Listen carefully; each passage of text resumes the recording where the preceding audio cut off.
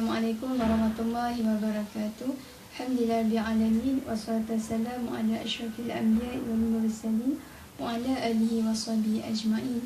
Alhamdulillah, syukur kita kepada Allah Subhanahu wa taala pada hari ini kita masih lagi bernafas pada hari ini.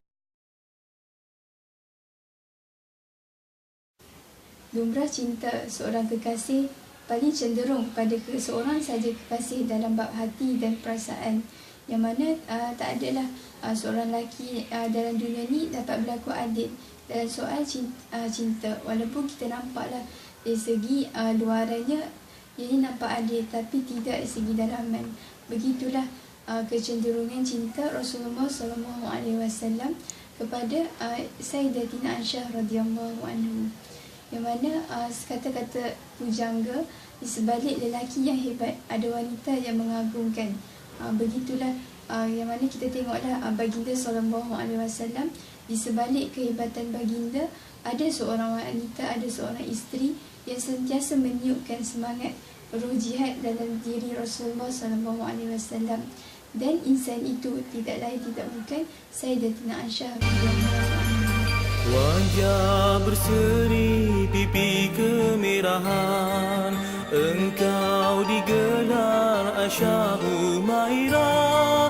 Namun bukan ingin ku bicarakan hingga dirimu jadi sanjungan. Jadinya hari inilah kita sebagai wanita Islam, kita nak kaji kenapa dalam banyak-banyak insan di dunia ni, kenapa Sayyidatina Aisyah ni yang terpilih, yang Allah pilih untuk jadi suri di hati Rasulullah SAW.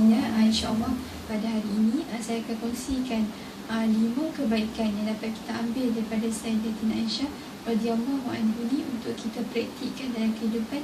Untuk yang pertama iaitu Sayyidatina Aisyah ni seorang yang pemurah dalam memberi, dan sebagaimana yang kita sedia tahu, Sayyidatina Aisyah ni daripada golongan yang kaya lah, tapi dia sangat pemurah. Diriwayatkan dalam satu kisah, iaitu hambanya Ummu Zarah menceritakan pada satu hari ketika Ibnu Zubair mengirim kurma yang sangat banyak kepada Sayyidatina Aisyah ni, dan pada ketika itu Sayyidatina Aisyah ni sedang berpuasa.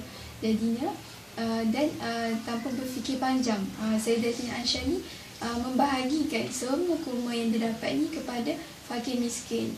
Dan ketika masuknya waktu maghrib untuk berbuka puasa, Sayyidatina Aisyah ni bertanya kepada pembantunya, wahai Ummu Zarah, masih adakah makanan untukku berbuka puasa? Jadinya jawab pembantu Sayyidatina Aisyah ni, sudah habis wahai Sayyidatina Aisyah, kerana engkau telah memberikan semua kurma yang ada kepada fakir miskin.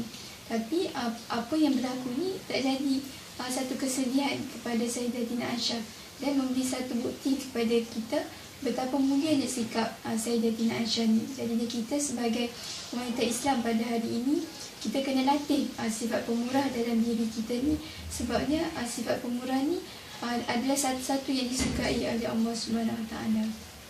Dan untuk yang kedua iaitu seorang yang jujur pada diri.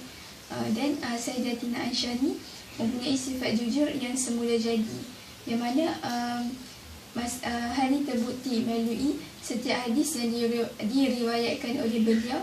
Belum ada lagi yang diragui akan kesahihannya, dan baginda SAW sendiri mengiktiraf yang Sayyidatina Aisyah ni tidak pernah menyeleweng walaupun satu kalimat sahaja. Berdasarkan hadis baginda SAW, ambillah separuh agama kamu dari Umayyah. Daripada sifat yang ada dalam diri Sayyidatina Aisyah ni, seorang yang jujur, dapatlah kita ambil ibrah untuk kita amalkan dalam diri kita sebagai muslimah pada hari ini, untuk jadi seorang yang jujur. Sebab ni bila kita jadi seorang yang jujur, kita akan dipercayai dan dihormati. Kerana macam mana yang Rasulullah sabdakanlah, beri peringatan, jauhilah sifat orang-orang, ciri-ciri orang yang munafik ni. Iaitu apa? Itu sabda Rasulullah SAW, tanda orang munafik ni ada 3. Iaitu yang pertama, apabila ia berkata ia berbohong. Apabila yang kedua, apabila dia beri amanah ia khianati, dan yang ketiga apabila ia berjanji ia mungkiri. Itulah, moga-moga sifat tidak jujur ni tak adalah dalam diri kita ni, khususnya muslimah pada hari ini. Dan seterusnya yang keempat, yang ketiga, iaitu apa yang kita dapat belajar daripada Sayyidatina Aisyah ni, ini seorang wanita yang faqih dan luas ilmunya, yang mana Ibnu Abi Khaisamah Al-Hakim At-Tabrani dengan sanad hasan Abu Umar dan Ibnu Asakir meriwayatkan hadis dari Urwah bin Az-Zubair yang bermaksud sebagai berikut: aku tidak mengetahui orang yang lebih ahli tentang Al-Quran, kewajiban fardu, hal-hal haram, hal-hal halal, fiqh, perubatan, syair, kisah-kisah Arab dan nasab daripada Siti Aisyah radhiyallahu anhu ni. Daripada hadis ni kita dapatlah nampak yang mana betapa hebatnya ilmu, betapa fakihnya ilmu yang dimiliki oleh Sayyidatina Aisyah radhiyallahu anhu ni. Jadinya sifat bidang keilmuan yang ada, yang dikuasai oleh Sayyidatina Aisyah ni, wajarlah kita muslimah pada hari ini cuba kita ni berusaha untuk mencontohi kehebatan beliau, yang mana ilmu ni sebenarnya pentinglah, sebab kita ni lah yang bakal jadi ibu kepada anak-anak, akan jadi ibu kepada madrasah untuk yang seterusnya. Yang dapat kita belajarlah daripada Sayyidatina Aisyah ni, iaitu beliau lebih memilih zuhud daripada meminta-minta dengan suami.